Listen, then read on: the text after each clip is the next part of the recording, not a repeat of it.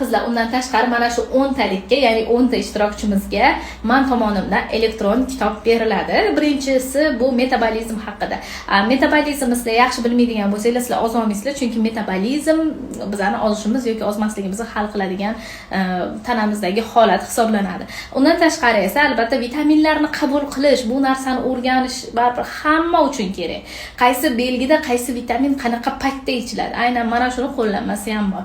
Undan tashqari ozish odatlari, nimalar qilsak biz ozamiz, nimani hayotimiz uchun odat qilib shakllantirishimiz kerak bo'ladi. Aynan mana shu haqida va oxirgisi gormonlar nima deydi? Qaysi gormonlar qanaqa holatda buziladi? Uje sizlar aniq bilasizlar, insulin qanaqa holatda buziladi yoki kortizol qanaqa holatda oshadi va uni pasaytirish uchun nima qilish kerak?